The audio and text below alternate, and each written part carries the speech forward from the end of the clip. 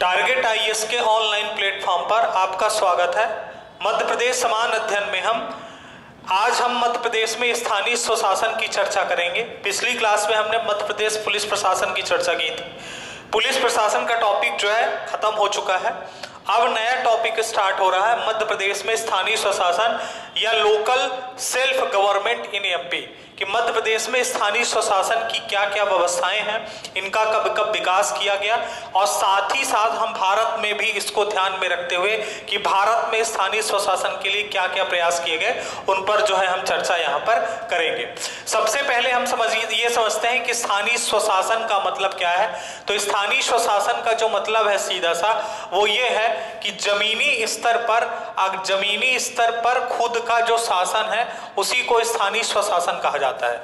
जमीनी स्तर पर जो हमारा शासन है, जो सबसे निचले स्तर पर शासन व्यवस्था है, उसी को हम स्थानीय स्वशासन कहते हैं। हालांकि वर्तमान समय में जमीनी स्तर पर जो स्वशासन दिखाई देता है वहां तक पहुंचने के लिए बहुत समय लगे हुए हैं, समझ रहे हैं। और दूसरी चीज ये है कि जब संविधान का निर्माण किया गया था उस समय पर भी इस चीज को ज्यादा तवज्जो नहीं दी गई थी कि जमीनी स्तर पर शासन व्यवस्था को लागू किया जाए। हालांकि संविधान में प्रावधान कर दिया गया था राज्य के नीति निर्देशक तत्वों में, लेकिन उस समय पर संविधान बनाते समय केवल प्रावधान किया गया था, बाध्यकारी विषय नहीं बनाया गया था कि ग्राम पंचायतों का मतलब पंचायती राज व्यवस्था को लागू किया जाए। ठीक है, इसलिए सबसे पहले हम क्या करते हैं कि इसकी डिफिनीशन समझते हैं कि इसकी डिफिनीशन क्या है। जमीनी स्तर पर जो खुद का शासन है उसी को स्थानीय स्वशासन कहते हैं। लेकिन इसकी जो डिफिनीशन है, डिफिनीशन थोड़ा सा ब्रॉड तरीके से हम समझेंगे कि इसकी प्रॉपर डिफिनीशन क्या होनी चाहिए।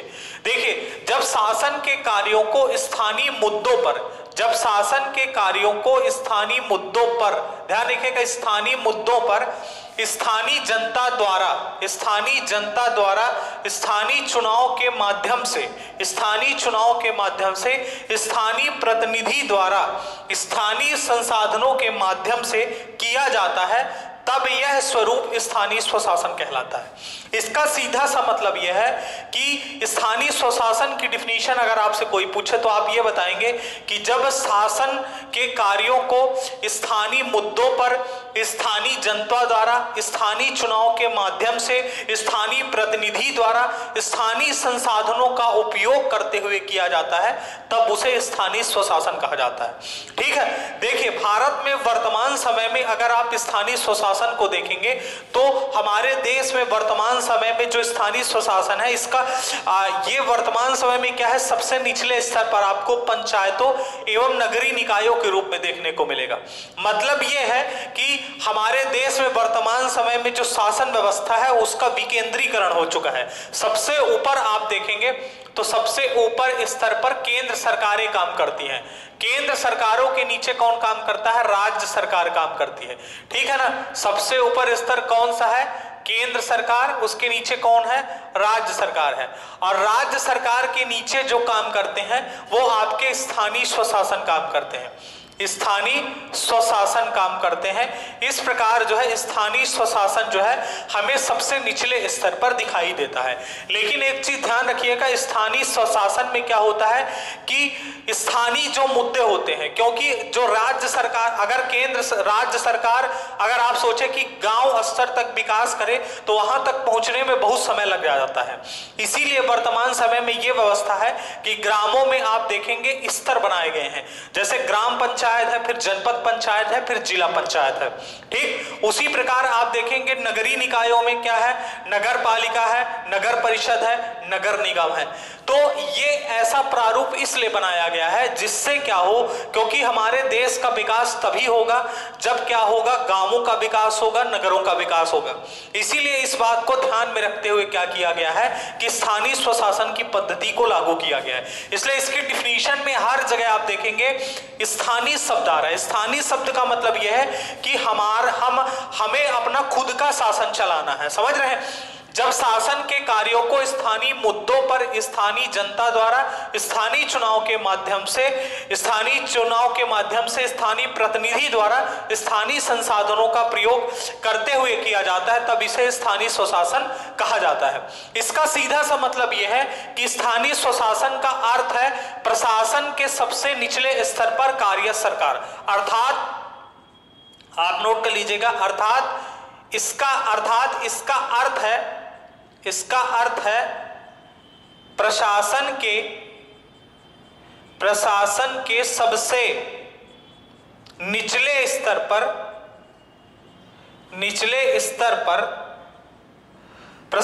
के सबसे निचले स्तर पर कार्यरत सरकार से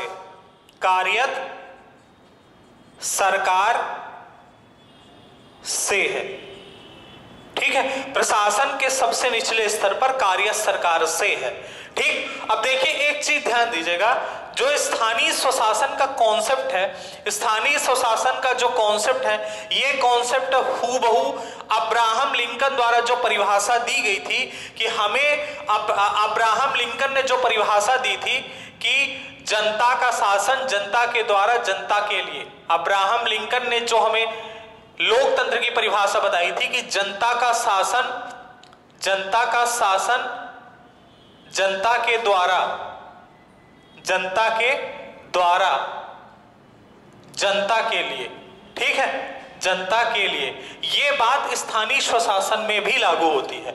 स्थानीय स्वशासन में भी यह है कि जनता का शासन हो, मतलब यह है कि जनता का शासन का मतलब यह है कि जनता में से ही किसी भी एक प्रतिनिधि को चुना जाएगा और वो प्रतिनिधि क्या होगा, जनता के द्वारा चुना जाएगा और वो जनता के लिए ही कार्य करेगा। हालांकि एक और व्यक्ति है जिनका नाम है लॉर्ड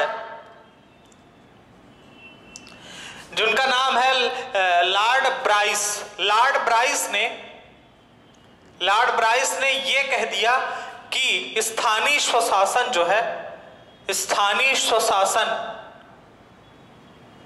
लोकतंत्र की पाठशाला है, लोकतंत्र की पाठशाला है। स्थानीय स्वशासन जो है आपकी लोकतंत्र की पाठशाला है। ये कितनी बड़ी बात है कि पाठशाला, स्थानीय स्वशासन को लोकतंत्र की पाठशाला कह दिया।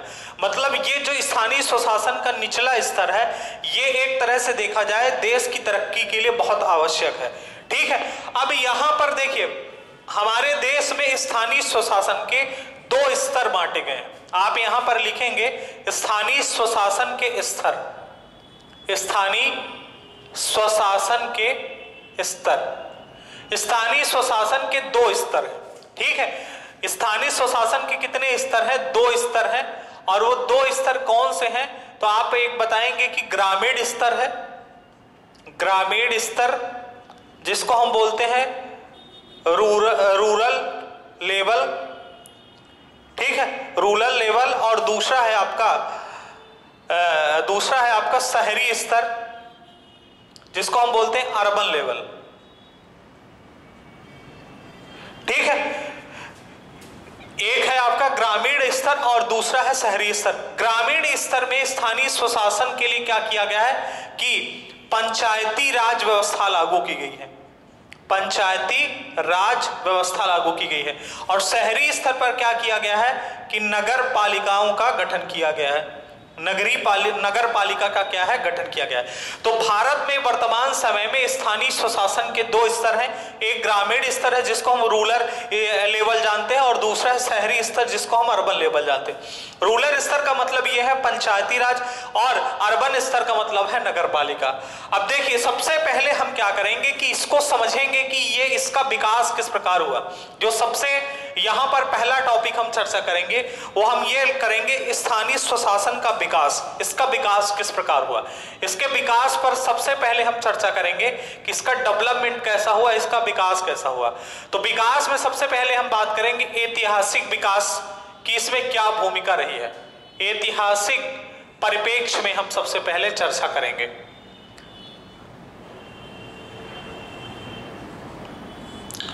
देखिए अगर स्थानीय स्वशासन के विकास की बात किया जाए तो स्थानीय स्वशासन का जो विकास है ये दो प्रकार से हुआ है। सबसे पहले आप लिखेंगे यहां पर स्वतंत्रता प्राप्ति के पहले,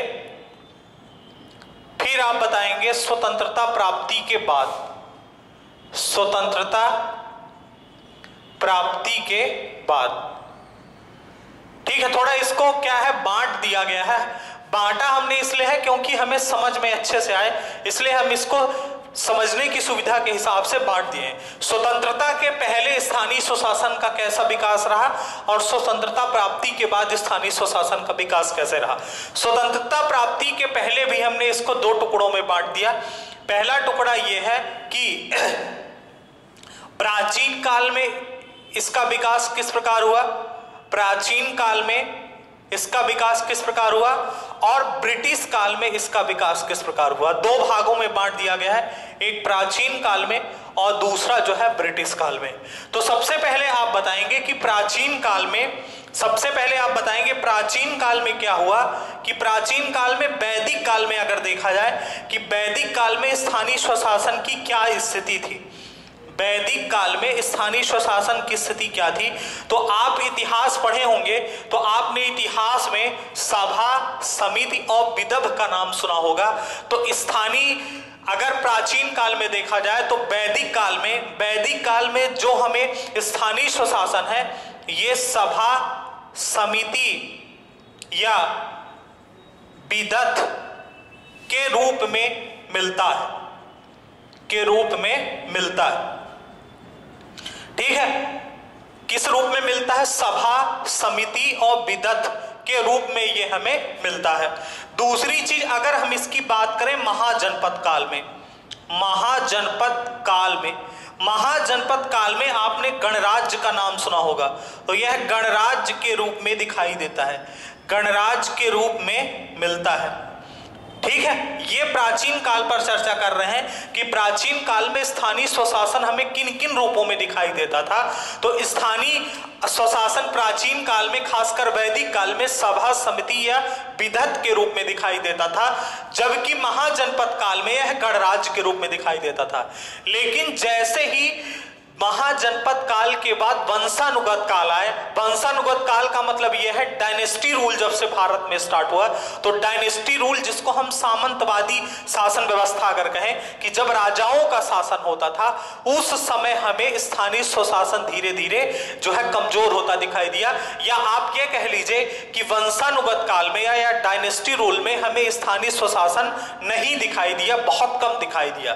तो आप इसके नीचे आप बता सकते हैं कि आप उसको लिख लीजिए परवर्ती काल, या आप इसको लिख लीजिए वंशानुगत काल।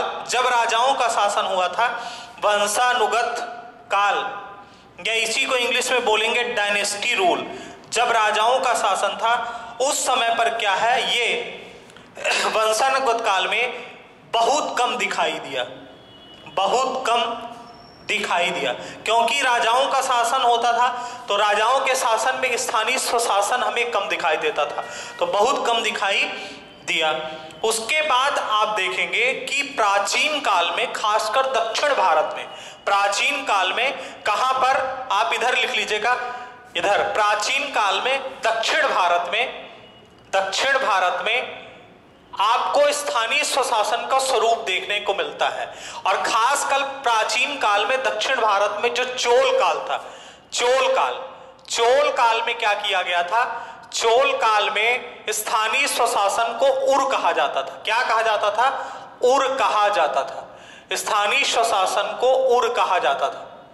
ठीक है, स्थानीय स्वशासन को उर कहा जाता था चोल काल में। ठीक है, चोल काल में इसे स्थानीय स्वशासन को उर कहा जाता था। जबकि आप देखेंगे विजयनगर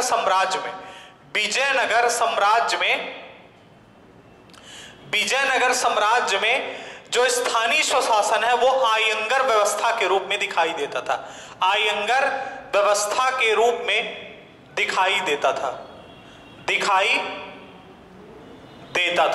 ठीक है, ये सभी शब्द जो है हमें सुनने में पहली बार मिल रहे हैं, इसलिए थोड़ा अटपटा लग रहा होगा। लेकिन हम स्थानीय स्वशासन को इतिहास काल से देख रहे हैं, प्राचीन काल से देख रहे हैं कि वैदिक काल में यह सभा समिति या विदत के रूप में दिखाई देता था, महाजनपद काल में गणराज्य के रूप में हमें दिखाई देता था। लेकिन जब राजाओं का शासन भारत में स्टार्ट हुआ, वंशानुगत शासन स्टार्ट हुआ, उस समय पर हमें स्थानीय स्वशासन बहुत कम दिखाई दिया। ठीक है, लेकिन दक्षिण भारत में चोल काल में और विजयनगर साम्राज्य में हमें यह दिखाई दिया। चोल काल में यह स्थानीय स्वशासन को उर कहा जाता था, जबकि विजयनगर साम्राज्य में हमें यह आयंगर व्यवस्था के रूप में दिखाई दिया। तो यह स्थिति जो है आपकी किस काल में हो गई? आपकी प्राचीन काल में हो गई। अब हम जो स्थिति देखेंगे स्थानीय स्वशासन की, वो ब्रिटिश काल में देखेंगे।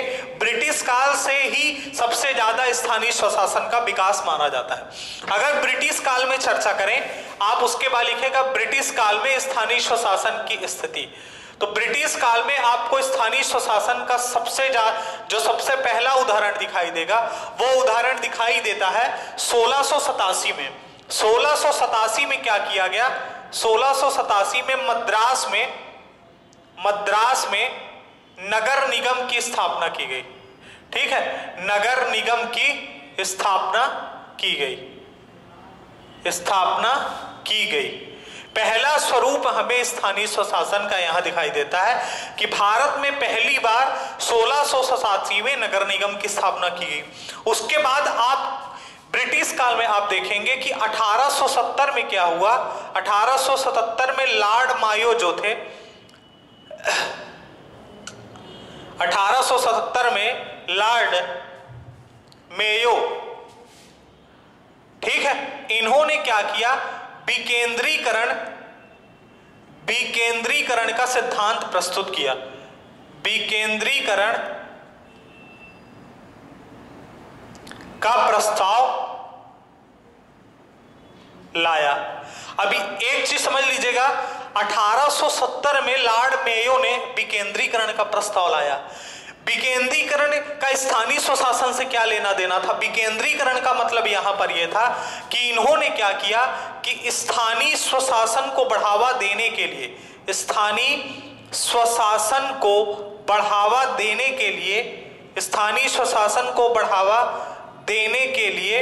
क्या किया गया था?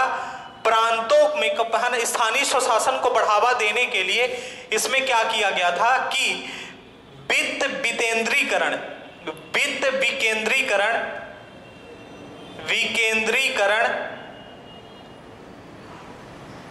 लागू किया था। ठीक है, स्थानीय स्वशासन को बढ़ावा देने के लिए वित्त विकेंद्रीकरण लागू किया था। इसका मतलब यह था कि लॉर्ड मायो ने क्या किया था कि वित्त विकेंद्रीकरण का प्रस्ताव लाए थे, और उन्होंने क्या किया था कि सड़क, स्वास्थ्य और शिक्षा पर जो अधिकार दे दिया था वो प्रांतों को दे दिया था। प्रांतों ने क्या किया था कि मतलब लॉर्ड मायो ने जो सबसे ज्यादा जोर दिया था कि जो स्थानीय स्तर पर क्या किया जाए कि सड़क, स्वास्थ्य और शिक्षा पर कर वसूला जाए, और कर वसूलने के साथ साथ नगर निगम के गठन पर या नगर पालिका के गठन पर स्थानीय स्तर पर क्या किया जाए? जोर दिया जाए। तो पहला उदाहरण हमें 1687 में दिखाई देता है, और दूसरा उदाहरण 1870 में लॉर्ड मेयो के विकेंद्रीकरण प्रस्ताव पर दिखाई देता है, या वित्त विकेंद्रीकरण जो लागू किया गया था उस पर दिखाई देता है। उसके बाद देखिए जो तीसरा एग्जाम्पल दिखाई देता है, आपने सुना होगा कि भारत में स्थानीय स्वशासन का जो जनक है वो लॉर्ड रिपन को माना जाता है। तो यहां पर हम उसी पॉइंट को ऐड कर रहे हैं। लॉर्ड रिपन जो थे ये भारत में वायसराय थे 1880 से लेकर 1884 तक। लॉर्ड रिपन को भारत में स्थानीय स्वशासन का जनक कहा जाता है। भारत में स्थानीय स्वशासन का जनक कहा जाता है। स्थानीय स्वशासन का जनक कहा जाता है। अब ये भाई इनको जनक क्यों कहा जाता है? सबसे पहली चीज ये जानना जरूरी है कि लॉर्ड रिपन को भारत में स्थानीय स्वशासन का जनक क्यों कहा जाता है। तो जनक इसलिए कहा जाता है कि इन्होंने 1882 में स्थानीय निकायों को ठीक है। 1882 में स्थानीय निकायों को मजबूती प्रदान करने के लिए एक प्रस्ताव रखा था। स्थानीय निकायों को मजबूती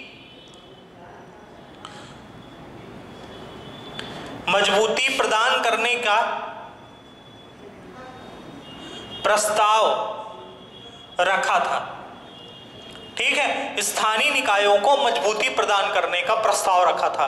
ठीक है, इसीलिए भारत में क्या किया गया था, 1883 में क्या किया गया था, स्थानीय स्वशासन अधिनियम, स्थानीय स्वशासन अधिनियम पारित किया गया था। स्थानीय स्वशासन अधिनियम पारित किया गया था।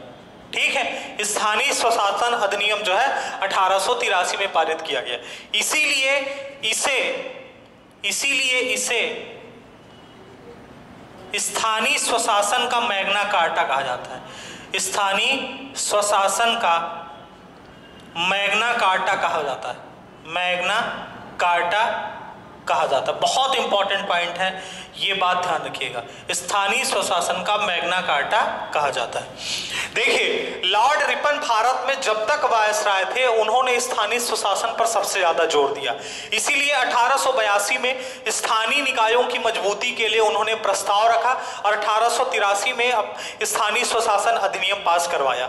इसीलिए इस अधिनियम को भारत में स्थानीय स्वशासन का क्या कहा जाता है, इसीलिए भारत में इसे स्थानीय स्वशासन का मैग्ना कार्टा कहा जाता है। तो आप देखेंगे, इसीलिए लॉर्ड रिपन को भारत का क्या कहा जाता है, स्थानीय स्वशासन का जनक कहा जाता है। उसके बाद क्या हुआ कि जैसे ही लॉर्ड रिपन के बाद जो भी वायसराय आते हैं वो सब क्या होते हैं कि स्थानीय स्वशासन पर इतना ज्यादा जोर नहीं देते, इसलिए स्थानीय स्वशासन पे इतना ज्यादा विकास नहीं हुआ। उसके बाद आप देखेंगे कि 1907 से 1909 के बीच 1907 से 1909 के बीच, यहां पर लिख लीजिएगा अगला पॉइंट, 1907 से 1909 के बीच हाब हाउस के नेतृत्व में विकेंद्रीकरण आयोग का गठन किया गया। विकेंद्रीकरण आयोग का गठन किया गया। ठीक है, अब देखिए 1907 से 9 के बीच में क्या किया गया कि हाब हाउस के नेतृत्व में विकेंद्रीकरण आयोग का गठन किया गया। इसका मेन उद्देश्य ये था, स्थानीय स्वशासन एवं निकायों को, स्थानीय संस्थाओं एवं निकायों को मजबूती प्रदान करना था। स्थानीय संस्थाओं एवं निकायों को मजबूती प्रदान करना था। ठीक है, प्रदान करना था। ठीक है, तो 1907 से 9 के बीच हाब हाउस के नेतृत्व में विकेंद्रीकरण आयोग का गठन किया गया, डिसेंट्रलाइजेशन कमीशन का गठन किया गया, जिसमें स्थानीय संस्थाओं एवं निकायों की मजबूती पर बल दिया गया। उसके बाद आप देखेंगे 1919 में, खासकर 1919 में भारत शासन अधिनियम आता है। भारत शासन अधिनियम, इस अधिनियम को हम किस नाम से जानते हैं, तो मॉन्टेगू चेम्सफोर्ड अधिनियम। इस अधिनियम में क्या किया गया था, इस अधिनियम में दैत्य शासन व्यवस्था लागू की गई थी। आपने सुना होगा कि इस अधिनियम में प्रांतों में दैत्य शासन व्यवस्था लागू की गई थी।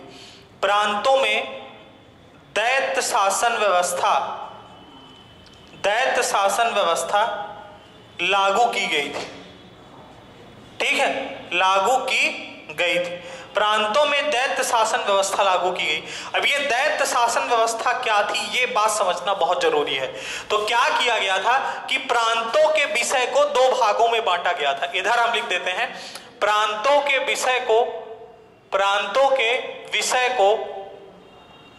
2 भागों में बांटा गया था। 2 भागों में बांटा गया था। कौन कौन से 2 विषय थे, ये ध्यान देना है। भारत शासन अधिनियम 1919 के तहत प्रांतों में दैत्य शासन व्यवस्था लागू की गई और क्या किया गया कि प्रांतों के विषय को दो भागों में बांट दिया गया। अब देखिएगा कौन कौन से दो विषय थे, एक आरक्षित विषय था और दूसरा जो है आपका हस्तांतरित विषय था, हस्तांतरित विषय था। अब दोनों को समझ लीजिए क्या दोनों में फर्क था। देखिए जो आरक्षित विषय था, आरक्षित विषय में जो सबसे प्रमुख मुद्दे होते थे, जो सबसे प्रमुख विषय होते थे, आप कह लीजिए उसमें कि अति महत्वपूर्ण विषयों को शामिल किया जाता था, जहां से अंग्रेजों को सबसे ज्यादा कर मिल सके, ज्यादा से ज्यादा कर मिल सके। जैसे वित्त विभाग हो गया, विदेश विभाग हो गया, इन पर क्या होता था, इनको सबको आरक्षित विषय में रखा गया था। ठीक है, जो अति महत्वपूर्ण विषय होते थे और इनकी देखरेख कौन करता था, इनकी देखरेख जो है गवर्नर तथा उसकी कार्यकारिणी परिषद जो होती थी वो आरक्षित विषयों की देखरेख करती थी। जबकि जो हस्तांतरित विषय थे, गवर्नर और उसकी कार्यकारी परिषद में जो भारतीय सदस्य होते थे वो हस्तांतरित विषयों की क्या करते थे, देखरेख करते थे। इसमें क्या किया गया था कि इसमें जो सबसे कम महत्वपूर्ण वाले विषय थे, जहां पर सबसे कम राजस्व का कलेक्शन होता था, वित्त का कलेक्शन होता था, उन सब विषयों को हस्तांतरित विषय में रख दिया गया था। लेकिन एक चीज ध्यान दीजिए कि ये जो प्रांतों के लिए प्रांतों के विषय को दो भागों में बांट दिया गया, इससे स्थानीय स्वशासन पर क्या फर्क पड़ा, इससे स्थानीय स्वशासन सफल नहीं हुआ। सफल इसलिए नहीं हुआ क्योंकि देखिए जहां से वित्त का कलेक्शन होता था, जहां से पैसों का कलेक्शन होता था, वो सभी विषय किसके पास थे, गवर्नर तथा उसकी कार्यकारिणी के पास थे, जो आरक्षित विषय में आते थे। और हस्तांतरित विषयों में क्या है, कलेक्शन नहीं होता था, जिससे क्या होता था कि जो भारतीय सदस्य होते थे वो स्थानीय स्तर पर विकास नहीं कर पाते थे। इसलिए ये जो कॉन्सेप्ट लाया गया 1919 में स्थानीय स्वशासन के लिए, वो कॉन्सेप्ट फेल हो गया। क्यों? क्योंकि पैसे का कंट्रोल इनके हाथ में होता था और ये पैसा देते नहीं थे स्थानीय स्तर पर खर्चा करने के लिए, इसलिए ये कॉन्सेप्ट जो हो गया फेल हो गया।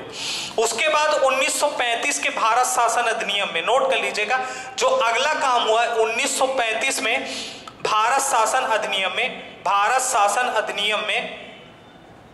1935 के भारत शासन अधिनियम में क्या किया गया, 1935 के भारत शासन अधिनियम में स्थानीय स्वशासन को प्रांतों का विषय बना दिया गया। स्थानीय स्वशासन को प्रांतों का विषय बना दिया गया। अब एक चीज ध्यान रखिए, प्रांतों का विषय बना दिया गया। अब आपको एक चीज ध्यान रखना पड़ेगा, यहां पर स्थानीय स्वशासन 1935 के अधिनियम में स्थानीय स्वशासन को प्रांतों का विषय बना दिया गया। हमें यह भी पता है कि 1935 में जब भारत शासन अधिनियम आया था, उस समय भारत में 11 ब्रिटिश प्रांत थे और 11 ब्रिटिश प्रांतों में 1937 में पहली बार चुनाव हुआ और 1937 में जब पहली बार चुनाव हुआ तो उन 11 प्रांतों में 6 प्रांतों में स्पष्ट कांग्रेस की सरकार बनी थी और 3 प्रांतों में गठबंधन की सरकार बनी थी। तो अब जब यहां पर सरकार जो है 1937 में चुनाव के बाद कांग्रेस की सरकार 9 प्रांतों में बनती है, तो कांग्रेस क्या करती है कि स्थानीय स्वशासन पर जोर देकर जो है जिन जिन प्रांतों में कांग्रेस की सरकार बनती है तो उन प्रांतों में क्या किया गया कि स्थानीय स्वशासन पर क्या किया गया, जोर दिया गया कि स्थानीय स्वशासन पर ज्यादा से ज्यादा विकास किया जाए। लेकिन ये भी योजना सफल नहीं हो पाई। सफल इसलिए नहीं हो पाई क्योंकि 1937 के बाद 1939 में द्वितीय विश्व युद्ध स्टार्ट हो गया और अंग्रेजों ने क्या किया, भारत के कांग्रेस के बिना नेताओं से पूछे भारत को द्वितीय विश्व युद्ध में शामिल कर लिया, जिससे भारत के जिन जिन राज्यों में सरकारें थी, प्रांतों में सरकार थी, वहां के लोग नाराज हो जाते हैं और सामूहिक रूप से क्या करते हैं, इस्तीफा दे देते हैं। इसलिए यहां पर भी स्थानीय स्वशासन का विकास पूर्ण रूप से नहीं हो सका। क्यों? क्योंकि यहां पर क्या है, 1937 में सरकार बनती है और 1941 में सरकार गिर जाती है। इसलिए क्या किया गया, अगला जो प्रयास किया गया 1946 में क्या किया गया, 1946 में संविधान सभा का गठन किया गया संविधान बनाने के लिए। अब जो कुछ भी करना था संविधान के अंदर करना था, लेकिन वहां पर भी ये बात जो है जाके फंस गई। 1937 में जब कैबिनेट मिशन प्लान आया, 1946 में जब आपका कैबिनेट मिशन प्लान आया, कैबिनेट मिशन प्लान के तहत संविधान सभा का गठन किया गया और संविधान सभा को संविधान बनाने की जिम्मेदारी दी गई। तो अगर संविधान में इस प्रावधान को रख दिया जाए, स्थानीय स्वशासन के प्रावधान को, तो हो सकता है कि कुछ विकास हो जाए। तो यहां पर क्या किया गया कि जब संविधान में स्थानीय स्वशासन को लेकर बहस स्टार्ट हुई, चर्चा स्टार्ट हुई, उस समय पर भी क्या हुआ कि जो हमारी संविधान सभा थी वो 2 टुकड़ों में बट जाती है। इस बात पर ज्यादा बहस होने लगती है। इसीलिए क्या होता है कि जो हमारे संविधान सभा के सदस्य थे वो 2 टुकड़ों में बट जाते हैं।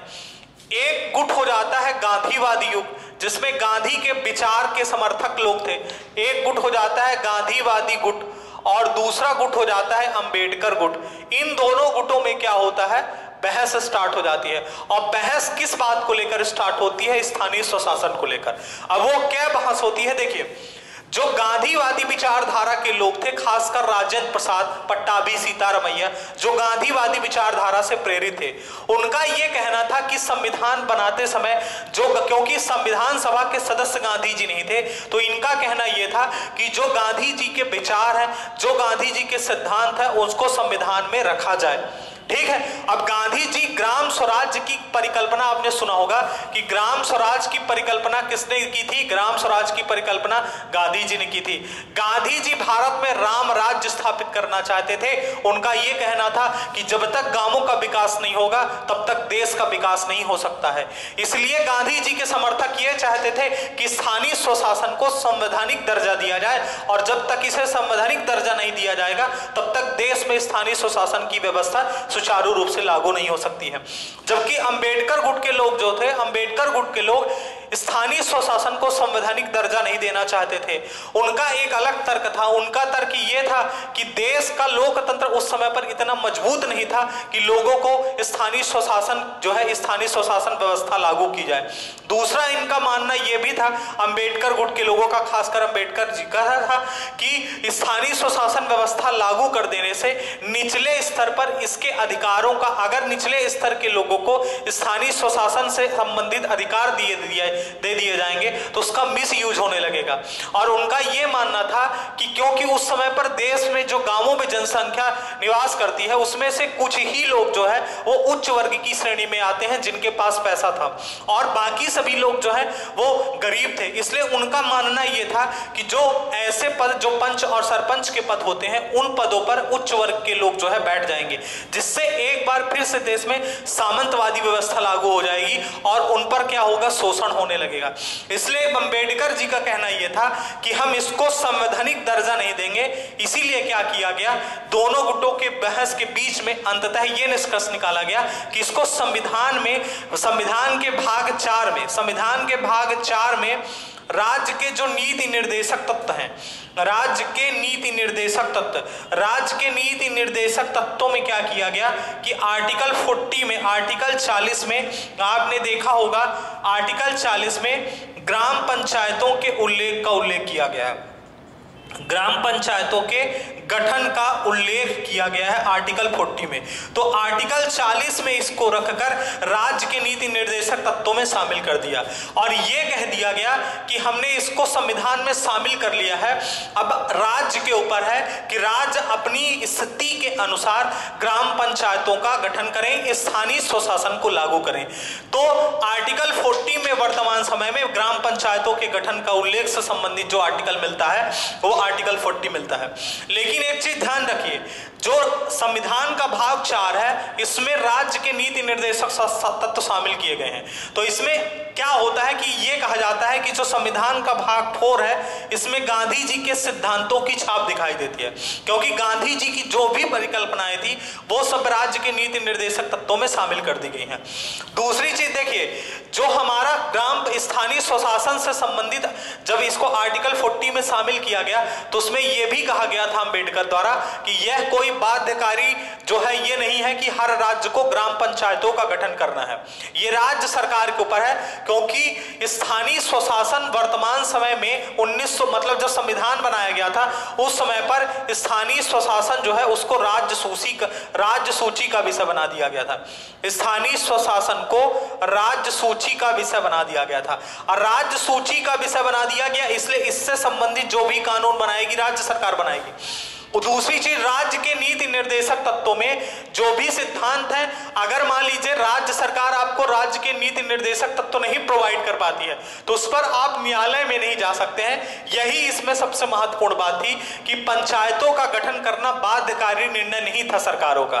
राज्य सरकारें अपनी सुविधा के अनुसार पंचायतों का गठन कर सकती है। अगर कोई भी राज्य सरकार पंचायत का गठन नहीं करती है तो आप उसके लिए कोर्ट में नहीं जा सकते हैं। ये आर्टिकल 40 में कहा गया है। ठीक है, तो यहां पर हमने देखा कि ब्रिटिश काल में क्या स्थिति थी। अब जब हमारे संविधान का निर्माण हो गया उसके बाद पंचायतों का विकास क्या हुआ, मतलब स्वतंत्रता प्राप्ति के पहले की स्थिति हमने देख ली कि प्राचीन काल में स्थानीय स्वशासन की स्थिति क्या थी, ब्रिटिश काल में स्थानीय स्वशासन किस प्रकार विकसित किया गया। लेकिन एक चीज जान लीजिए, ब्रिटिश काल में स्थानीय स्वशासन उतना ज्यादा विकसित नहीं हो पाया क्योंकि अंग्रेजों का जो उद्देश्य था वो मतलब जो अंग्रेजों का उद्देश्य ये था कि ज्यादा से ज्यादा पैसा जहां से आए वहीं पर विकास किया जाए। इसीलिए ब्रिटिश काल में अधिकतर आप देखेंगे कि नगर निगमों का गठन किया गया, नगर पालिकाओं का गठन किया गया जहां पर उच्च वर्ग के लोग रहते हैं और आसानी से कर दे सकते हैं, जबकि ग्रामीण स्तर पर ऐसा किसी भी प्रकार की संस्थाओं का गठन नहीं किया गया क्योंकि अंग्रेजों को पता था कि भारत में जो गांव में रहते हैं वो अधिकतर गरीब लोग हैं, तो वो किस प्रकार जो है सरकार को क्या करेंगे, टैक्स देंगे। इसलिए जो भी विकास किया गया वो नगरीय स्तर पर किया गया। इसलिए ब्रिटिश काल में स्थानीय स्वशासन का उतना ज्यादा विकास देखने को नहीं मिला। भारत में स्वतंत्रता प्राप्ति के बाद ही बहुत लंबे समय बाद जाके स्थानीय स्वशासन को संवैधानिक दर्जा प्राप्त हुआ था। इसलिए अब हम जो भी इसकी चर्चा है स्थानीय स्वशासन से संबंधित स्वतंत्रता प्राप्ति के बाद 1952 से जब सामुदायिक विकास कार्यक्रम स्टार्ट किया गया था वहां से हम चर्चा जो है आपकी नेक्स्ट वीडियो पर करेंगे। यहां तक संविधान सभा द्वारा स्थानीय स्वशासन को संवैधानिक दर्जा दिया गया। यहां पर आज जो है हमारी क्लास खत्म होती है, बाकी की चर्चा जो है हम अगले वीडियो पर करेंगे। धन्यवाद।